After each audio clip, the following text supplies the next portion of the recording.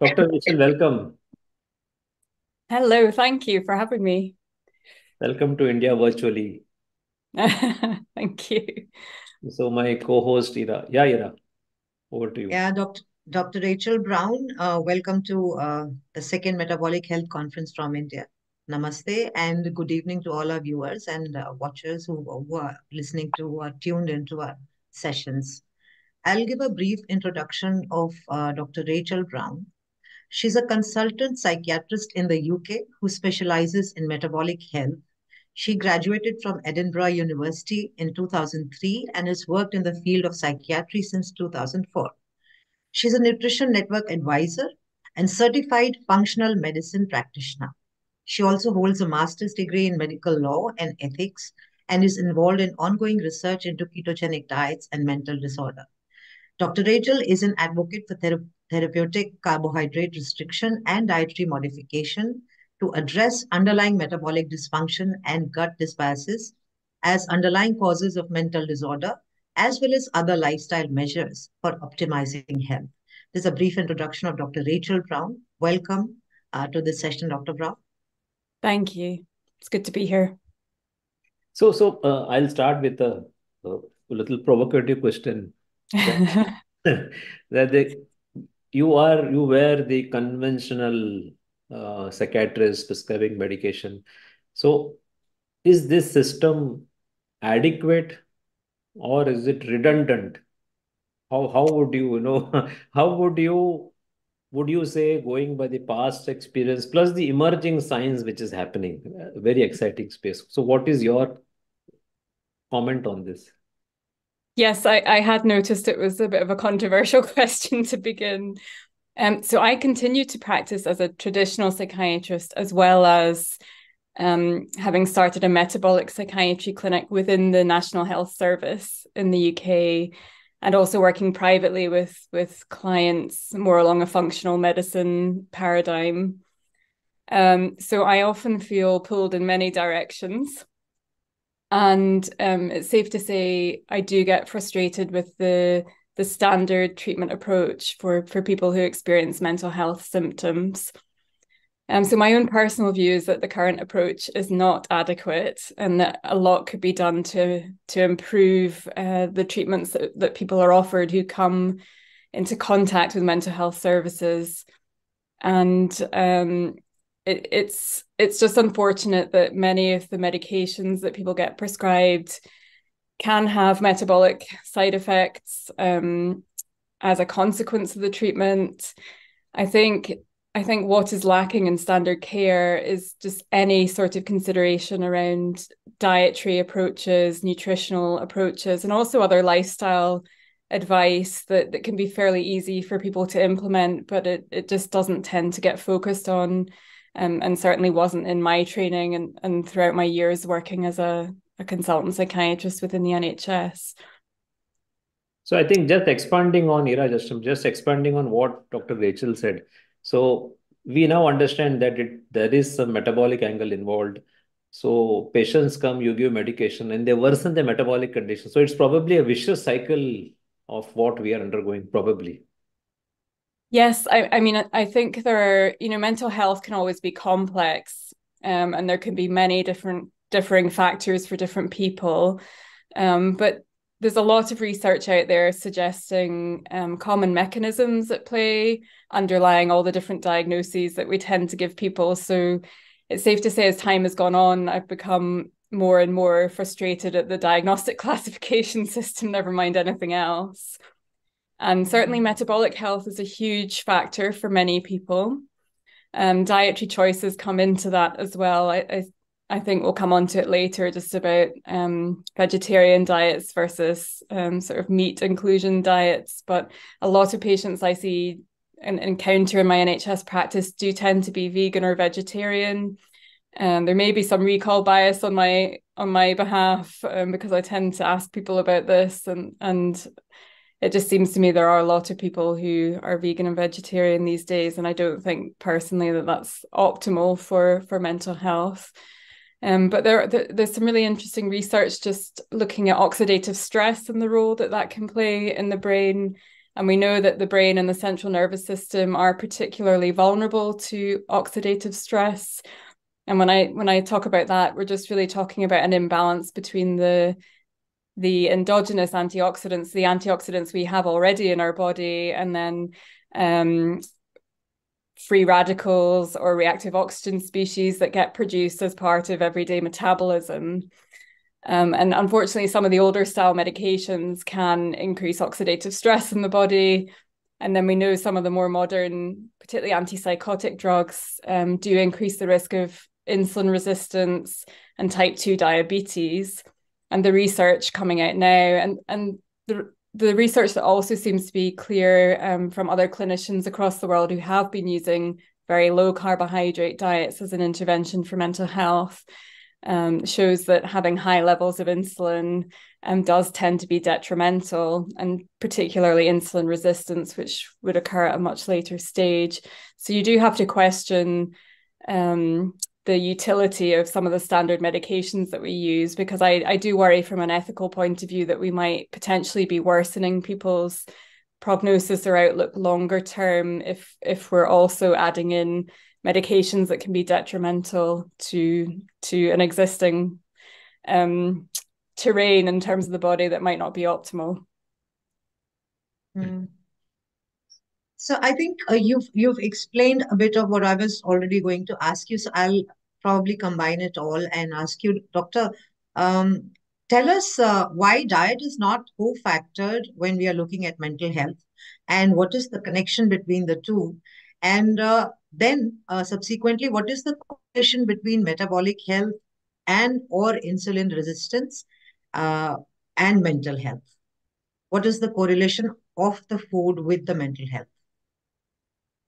Okay, so the why is diet not considered becomes a bit of a political question in a way, because I think that comes back to our mainstream medical education system, and you know who that was founded by, and also potentially some of the pharmaceutical influences that there are in relation to university education. But certainly from an allopathic medicine point of view, we were never really, I certainly didn't receive any training in medical school about nutrition, and there's never been any emphasis on that throughout my psychiatric training.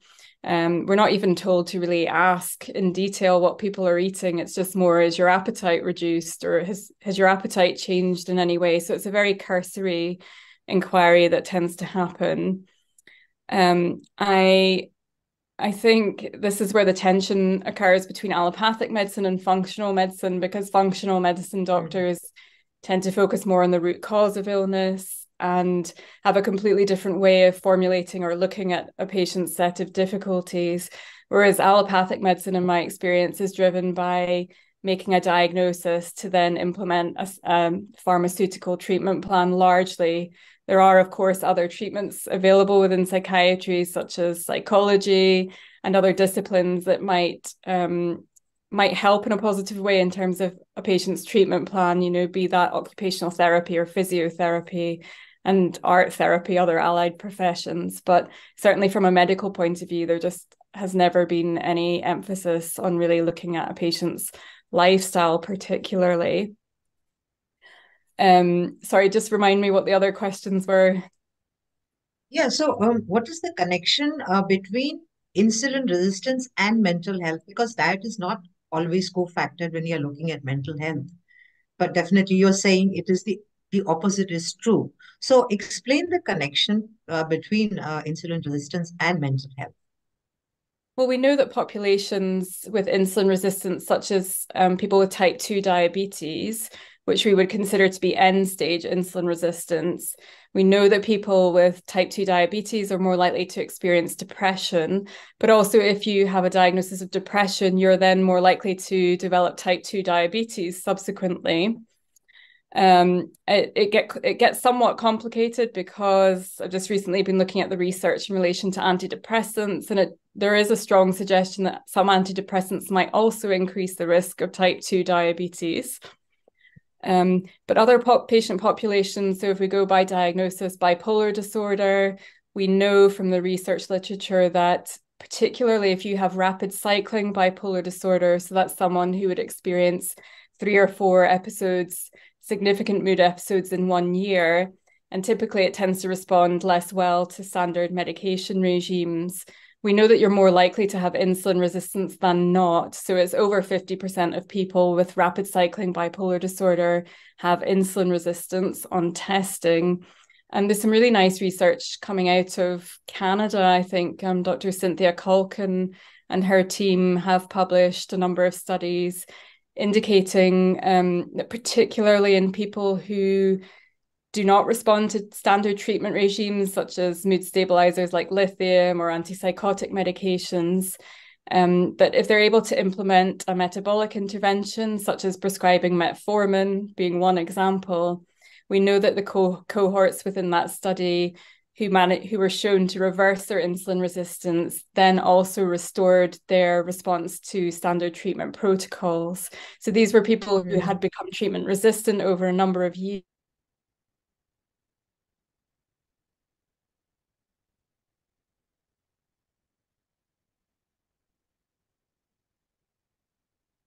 So there's a lot more research going on, but that's just one particular favorite example of my own. Fine. Currently, is there any dietary protocol which is given? I mean, do psychiatrists ever discuss about diet? Do they ask? Is there anything which is told just, it could be as plain as avoid sugar. It could be just anything. But is dietary thing ever discussed either in UK or globally when it comes to psychiatry? Certainly my experience in the UK is that there might be some cursory discussion around make sure you're eating fruits and vegetables, but it tends to focus on the food pyramid or just the standard dietary guidelines that were never really evidence-based, in my opinion. So I feel very alone, certainly locally where I work, because I do definitely speak to people about diet, but as a standard, no, I would say from what I've seen, when people are very unwell and struggling to eat, often they're encouraged just to eat whatever they can. And in my experience, that tends to not be the healthiest choices. So inevitably it's cereal or toast or very carbohydrate-based diets. And my experience as well is I tend to go out and see people in their homes as part of my NHS work, and often the evidence is there to be seen. So it's very often that I see people in their homes and there's packets of crisps lying around or bags of sweets, or people, if you ask, people tend to be eating toast or porridge and just very carbohydrate heavy meals. So I just wanted to expand on this. Of course, the standard protocol always remains eat more fruit and vegetable. This is across the spectrum. You take any disease, the first thing people will say is eat more fruit, vegetables. And I have seen it.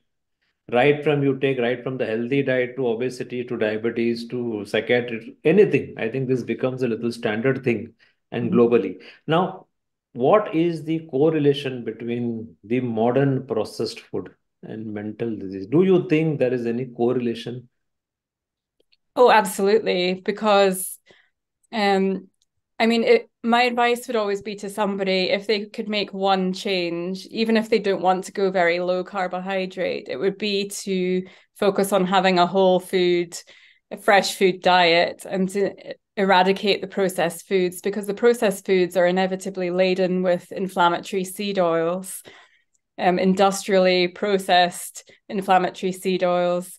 I think Dr. Georgia Eade might be coming on after me, but I saw a lecture by her and she very eloquently spoke about the role that inflammatory seed oils containing linoleic acid tend to play in the brain in terms of increasing oxidative stress and inflammation, the very thing that we are trying to prevent. So yeah, absolutely. They're detrimental. Ira. So, extending Shashi's question, I want to ask you what should be then the dietary recommendation for people struggling with such conditions, according to you?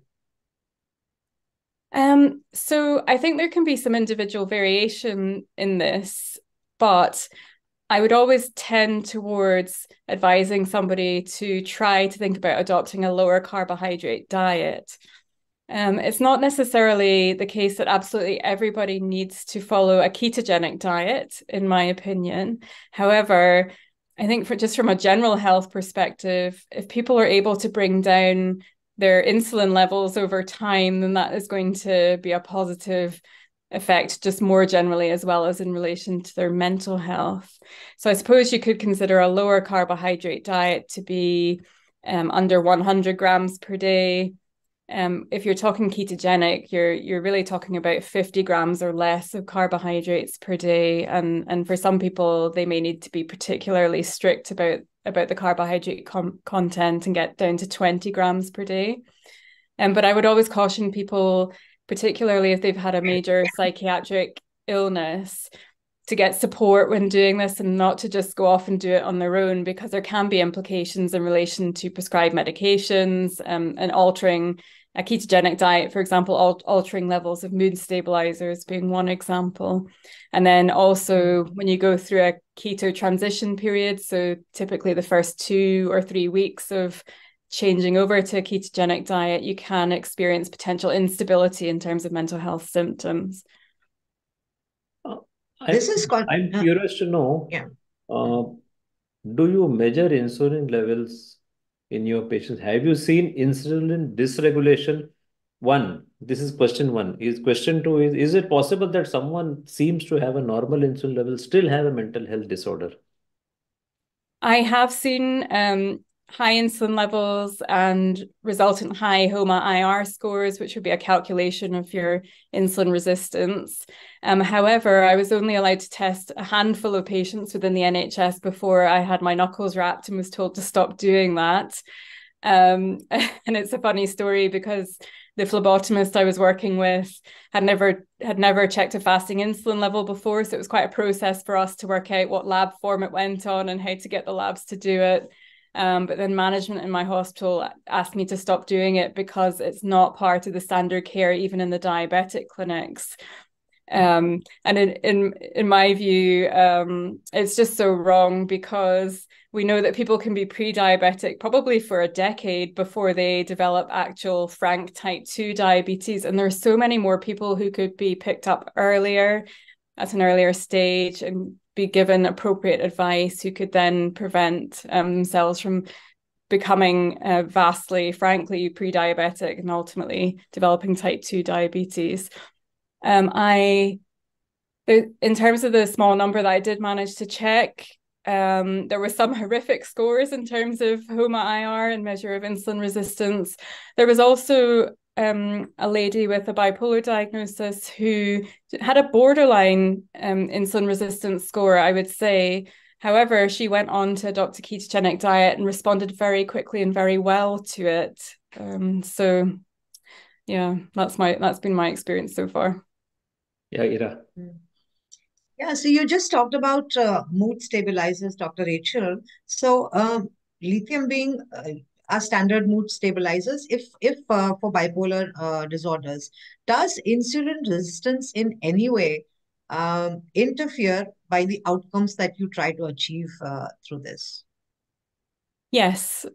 So again, going back to Dr. Calkin's study, they had people on lithium and quite a number of other different prescriptions who did manage to restore response to lithium ultimately. And what tends to stick in my mind is that I think the cohort of patients she was working with were people who historically once responded to lithium and had good control of their symptoms, but then over time developed either more frequent episodes of mood disorders or just persistent mood symptoms that then did subsequently resolve again once the insulin resistance was addressed.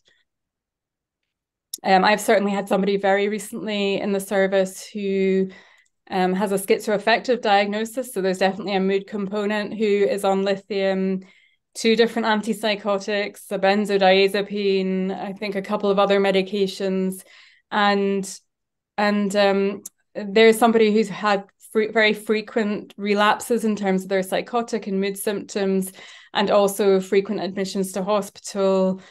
And just very recently, they weren't willing to change their diet. However, they were willing to try adding metformin into their medication regime. And actually, that's had a very beneficial effect and improvement in their mood symptoms just in the last few weeks. So that's really encouraging to see.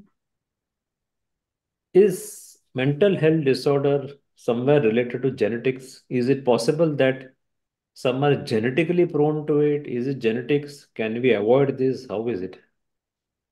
Oh, yeah, there's definitely a genetic component for some people in that you see family histories of major mental disorder, and you can see illnesses running in families.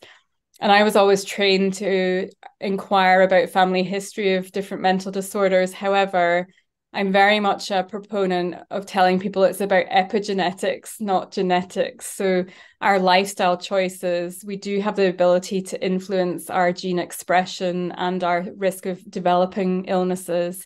And my own view is that genetics really accounts for a very small proportion of people. And even when you do have a positive family history, there's still so much that can be done in terms of looking after your circadian rhythms, looking after your light environment, managing your stress, but also minimizing metabolic dysfunction using diet and lifestyle. Dr. Brown, you are a carnivore yourself, and I've watched a lot of your videos where you've talked about it. Please tell us how ideal is a meat-based or a carnivore diet for mental health, and can a vegetarian achieve the same outcomes through that kind of a diet? So my personal opinion would be that it is on average better for people to include some sort of meat in their diet as opposed to be vegetarian. There are a number of different reasons for that in terms of nutritional content of different foods, but also even just DHA, which is one of the omega-3 fatty acids found in fatty fish. That's incredibly important for the brain, and the brain is incredibly rich in terms of its DHA content. And that just can't really be replicated in a vegetarian diet without an awful lot of supplementation. And then you run into difficulties with supplements in terms of oils being rancid or not quite the correct form of DHA that you would get in a natural food. I do know of people who have improved very significant symptoms of mental illness using a carnivore diet who didn't necessarily improve sufficiently on a ketogenic diet. And so I think there is a spectrum, because there are some people who can improve using a ketogenic diet. But I also know of others who had to go one step further and exclude plant matter from their diet and focus primarily on meat. I've had one or two people, not very many, but particularly when it comes to brain fog, I've definitely seen some people say that they've experienced improvements when they've gone more carnivore as opposed to keto, which is really interesting to me. Yeah. Do you see, in spite of someone adopting either a low carb or the ketogenic or even going carnivore, still they are intractable, not able to get out of, let us, for example, have you seen any bipolar case which is not responding to all this? So what could be the other possible reason? Is it that they require additional drugs, or it could be some other etiology which we are not identified in your experience? Yes, I have seen someone who initially responded very well to keto and then subsequently had real difficulties. And that person had quite a number of different life stressors going on, which I think was a factor. However, there can be other difficulties as well. So that person ended up being prescribed quetiapine, which is one of the more modern antipsychotic medications, and subsequently experienced very significant food cravings. And they were unable to maintain their ketogenic diet, or ended up having to get up at night and snack overnight on foods that weren't ketogenic. However, I do know that they had experienced a relapse of symptoms prior to medications being adjusted. So it's become quite complex.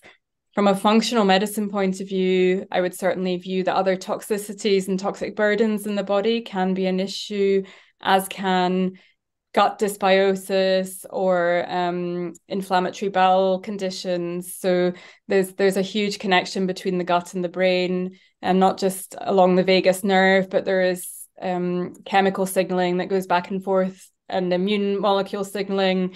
that goes between the gut and the brain. And so certainly in my functional medicine practice, that is something that we can look into in further detail. But in terms of standard NHS care, that isn't something that's on offer there. So you're limited more to altering diet and giving people advice about their light regimes. But I'm certainly an optimist that there's a lot more that can be looked into if people are really having difficulty and not responding fully to, despite having implemented a ketogenic diet, for example. Yeah, I think so. Possible you will say that you do say that gut dispersers could be one, which may It not could be, yeah, I think, oh gosh, it gets really interesting. So deuterium is a topic that I'm really fascinated by, and deuterium being a heavy hydrogen and its impact on mitochondrial function. And the research, I think, is just coming out in relation to this. But I think for some people, it might well take them a longer period of time to deplete deuterium that is detrimental in terms of mitochondrial function. So sometimes it can be a case of time, and ketogenic and carnivore diets are naturally deuterium depleting diets because deuterium tends to be stored in the sugar or the starchy part of plants and would be a bit higher in grain-fed meat, for example. But there are other things you can do to deplete it, such as sauna, sweating, being out in the sunlight, using cold thermogenesis. There are a lot of different other interventions that can be helpful from that It's perspective. very, very interesting. I think I'll remember this deuterium depletion possibilities are there. I wanted to ask you one more because do you see a very strong connection between food addiction and mental illness? There's possibility that there's a strong food addiction with the person, or even it runs with the family. Okay. To be honest, within the NHS, I probably haven't inquired specifically about family members. However, I would say yes. I see that very commonly, and I certainly encounter quite a number of different people who just aren't willing to even consider changing their diet. And I suspect a lot of the time that does come down to food addiction reasons. It's a shame that food addiction isn't recognized properly just within standard care model, because I think it's an absolutely massive issue, certainly for some people. Yeah. What about those other therapies? Like, let us say, uh, the person has to go and do little more activity, little more exercise. Other than the medication and diet part, let us take out the other one. Do you think activity like exercise, say resistance exercise or yoga, or just going out and standing out in the sunlight, other thing like grounding, these things Yes. are also said to have some positive effect. What do you think about these components? Oh, yeah, absolutely. So I think those are just as important as diet. So particularly getting out for morning sunlight at sunrise and in the hour after sunrise, and just being out as regularly as possible throughout the day, because otherwise our body doesn't know what time of day it is, and our circadian rhythms are absolutely vital when it comes to mental health across all the different disorders. And often mitochondrial dysfunction appears to start with circadian disruption, and then the metabolic issues seem to come later. I'm an absolutely massive fan of grounding. So people getting out barefoot, being in nature, picking up the electrons that they can from the negatively charged Earth's surface that can help to regulate our nervous system response. So to put us more into a parasympathetic rest and relaxation system state, as opposed to the sympathetic sort of overactivated excitatory states that you often see nervous system dysregulation and elevated cortisol levels, dysregulated cortisol in patient populations who have experienced mental health symptoms. And yeah, going along with the deuterium is building up the exclusion zone water, or the fourth phase of water that our mitochondria produce, which again is just absolutely vital for building up our terrain in terms of it being resistant to environmental toxins. See, in India, we are still in the infancy stage as far as the dietary part is concerned, whether it's a ketogenic or carnivore. So, people here feel that ketogenic means your kidney is gone. You're going to get heart attack. And when it is carnivore, then there is a very big, terrible fear, and then people will think you are a quack or charlatan. So, Mhm. how safe our ketogenic diet is one. And Ira is very eager to ask about how safe is carnivore because she herself is a carnivore diet who has reversed a lot of her autoimmune conditions. So, what is your how long have you been advocating ketogenic and carnivore? How long did you find any adverse effect with these two? Um, no adverse effects so far. So I'm coming up for being 5 years predominantly carnivore. And prior to that, I always forget, but I was ketogenic properly probably 2, 3 years prior to that, and then low carb for quite a number of years before that. So it's been a bit of a sliding scale journey for me. I think it's really interesting. So in many ways, I always like to view health from an ancestral perspective, and I often think that's helpful when people try to argue with you, that, or they think that eating processed foods, or even dairy, sometimes it can be problematic for some people. When you take the bigger view and the longer term perspective, it is primarily animal foods that have formed the human diet over the course of evolution. I think, though, to be fair, there aren't that many carnivores and there's not a lot of research at the moment into that. So I think it'll be really interesting to see what happens in the coming years in terms of if anybody is able to publish research to convince others about the safety of that type of diet. But when you start to look at nutrient density in terms of foods, then it is animal foods that win out, despite what we're told about antioxidants and blueberries or whatever other food it may be. So yeah, I haven't had any detrimental effects. If anything, I've just had improvements in my own health, and my N of 1 has been a positive journey, certainly in terms of a ketogenic diet and carnivore. And actually, part of my journey has included food addiction, and particularly sugar addiction, which I didn't really fully appreciate until I became carnivore. So being keto really helped with that, but carnivore completely shifted the dial for me, in terms of just taking away any cravings that I would have had for those sorts of foods. That's very interesting. And So that was one question I wanted to ask, whether you had a personal journey with food mm, addiction. Yeah, Ira, you wanted to ask something. this is very interesting because I had a meeting with a neurosurgeon a few months back. And what you're saying, Dr. Brown, is completely contradictory to what doctors are actually doing with people. And in one of my interactions, they said that, we actually advise giving sugar, a spoonful of sugar, if they have, these conditions, because that somehow, calms them down, especially people with migraine, stuff like that. And here I am, you are telling us that this is the absolute opposite of what is being done. So my question to you is, what do you think should change in the practice of modern psychiatry today as it is being practiced? And what are the paradigms that the doctors and psychiatrists should take into account besides allopathic medicine, which, as you said, is largely non-responsive? Yeah, so that's fascinating to me that somebody would be advised to eat sugar for migraine, Yeah. considering there's clear research there in terms of the potential benefits of a ketogenic diet for migraines, but more importantly, the fact that ketogenic diets have been a treatment paradigm for treatment-resistant epilepsy for at least the past 100 years, with extremely good results when other medications prescribed within neurology have not brought about symptom control in epilepsy.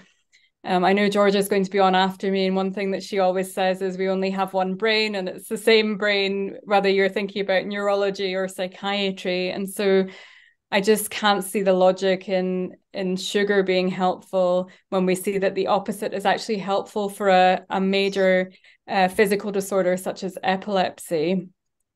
In terms of the direction that things need to go in psychiatry, I think that people need to be more mindful and just inquire with patients about their diet and their lifestyle choices, because my own experience is that most of the people I see in my NHS work are eating the wrong things and also making the wrong choices in terms of lifestyle. So often I'm in people's houses and they're inside all day, don't even open the curtains, or they're sitting in front of a blue screen or on their phone all day. And you have the issues with non-native EMFs in terms of mitochondrial dysfunction, but never mind the blue light toxicity that comes from all of the screens, and just complete circadian disruption by as a result of people not getting natural daylight. Never mind some exercise that can also be helpful for reducing oxidative stress in the brain and helping with our mitochondrial function. So I think we need to be better about asking and just being inquisitive about people's dietary choices. Having said that, unfortunately, most of my medical and nursing colleagues aren't eating the right things either, in my opinion. And so I think it needs to be complete re-education of all of the health disciplines. And whether that is possible, just given corporate influences, I don't know, is the honest answer. I think, Ira, you just reminded me long back during my, I'm a pharma guy. So in one of our training sessions, we had a medical doctor who actually were telling that if anyone gets a headache, they just need to drink a glass of sugarcane juice. Yes. Oh gosh. This is Yes. long back. It is a couple of decades back now. But since Ira told that, it suddenly, it is a flashback for me. I actually heard this from a doctor who was practicing, but he was also a pharma trainer. So, and I wanted to ask finally, like one more question is, what is the role of fasting? How do you think, is it really effective? Can fasting be combined with diet and medication, or just medication and fasting? Does it have any role? Will it help? I think for some people it can be a potentially useful add-on to changing their diet, whether they're on medication or not. However, I do tend to say to people with major mental illness, I do tend to caution them against doing any significant amount of fasting, just because the ketogenic diet is a fasting mimicking diet anyway.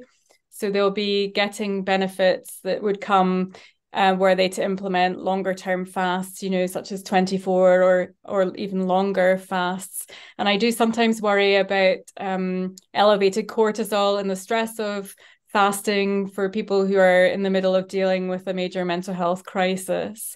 But having said that, I think if people are able to adapt to a ketogenic diet and get very fat adapted over quite a number of months, then if they have some more stability in terms of their mental health, it can be a very potentially useful add-on to a ketogenic diet if they so choose to go down the route of fasting. Certainly from a physical health point of view, never mind anything else. I recall Dr. Chris Palmer telling, I had interviewed him a couple of years back in a local podcast. So he told that in mental health disease, long back in Russia, they used to put patients on fasting. They will just lock them in a room, put them on water fasting, and then they will come out all healed. But then they will go back to the diet, whatever diet they have, and everything will bounce back. So this seems to be one of the very old reference. I'm sure you must have read about it, how in Russia they used fasting as a sort of therapy for mental illness. Well, it's a quick way to get into ketosis, that's for sure. You just made me think there about the food that we serve people in hospitals and how horrendous even that is. And also the light environments are all wrong. So people are under artificial lighting 24/7 sometimes. And it's sad to see, but sometimes when somebody's in an acute admission ward, when it comes to psychiatry, they may not have access to get outside very frequently, depending on staffing levels. And I just think there's so much that we could do to improve things for people. I think that was one of the questions I wanted to ask is, which you just told, that the blue light thing, the modern devices and all, I'm sure that they must be contributing to worsening. Yes, because having too much blue light can actually raise your blood glucose as well. So There are just so many problems in relation to blue light toxicity, never mind disrupting circadian rhythms, and that then leading on to mitochondrial dysfunction as a result. But certainly if somebody's in a ward all day, sitting on their phone, there are issues with dopamine activation. There's just so many different angles that you could look at it from as being problematic. So I think that is one more thing. We already have a high carbohydrate diet, the modern toxic food, the modern environment, probably heavy metal, and now we are adding up even the devices, and not to speak of stress and strain of modern life. So that is something which is already, and I think every one of us have faced some spectrum of mental health disorder, which is anxiety or disorder or depression. Probably is one of the very, very basic thing we have faced, and probably some people it just goes out of hand. Fine. Ira, you want to ask? Ira? Yeah, just quick. I think. Can you hear me? Yeah, we can hear. Yeah. Yeah. So, Dr. Brown, just quickly as a last question, what would your advice be to people who are dealing with such conditions or mental disorders, and some specific key points that they can consider to improve their conditions? Yeah, so my starting advice would be to make sure they're getting outdoor light. It's important not wearing glasses or contact lenses, because that can then block parts of the visible light and invisible light spectrum. That they try to get some sort of gentle activity every day if that's all that they're up to at the time, but also to think about making healthier choices in terms of their food choices. So eliminating the highly processed food with the inflammatory seed oils in them, focusing on whole foods, and trying to, over time, reduce their total carbohydrate intake, hopefully with some support and guidance from somebody who knows what they're talking about. And yeah, limiting toxicities always makes me smile, because sometimes the toxicity can be other people as well. So about managing stress, and there can be all different ways of doing that, but certainly being in contact with nature is something that's really vital. But I also think you'd mentioned about heavy metal toxicity, so sweating, and either through exercise or also having infrared sauna over time can be particularly beneficial if people have access to that. Fine. So one final question I really miss asking you. You have an initiative called MedSci with Ali Houston. What exactly it is? Can you tell in 2 minutes? Do you provide services across the globe? What exactly is it? Yes, so MedSci is a mental health coaching service. So we have monthly Q&A sessions with people. It's a low cost membership per month, and it's open access to any, you can be anywhere in the world as long as you can make the time of the meeting. And it's really just a place for people to get together, support one another in terms of using metabolic strategies to improve their mental health. But also a place for people to submit questions and have them answered by Ali or I, and also have other discussion within the group. So some group experience about troubleshooting if somebody has any issues along the way on their journey. Fine. So you have an app also for that, correct? Yes. So the app's been more Ali's doing, but yes, it's a really easy to use app where you can do some tracking of symptoms, but also track ketone levels if that's something that you want to do. And then hopefully over time, build up some insights into correlations in terms of what affects your ketone levels. And is there any correlation between your ketone level and your mood, for example, or other symptoms? And it is very low cost, I believe.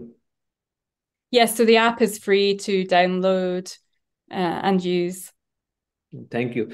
Dr. Rachel, thank you very much for your insightful discussion. I think India does not have one single metabolic psychiatrist. And gosh. I told Nicole yesterday, I'm telling you now, I'm going to tell Dr. Georgie also when she comes. That is how the situation is. And it is so important that this message gets across, that people understand that there is a nutritional approach which possibly can provide relief. So thank you very much for your insights. No, not at all. You're very welcome. Thank you for having me. Thank Thank you. you, Dr. Namaste Brown. from Thank you India. for coming over. Thank you. Bye now. Bye.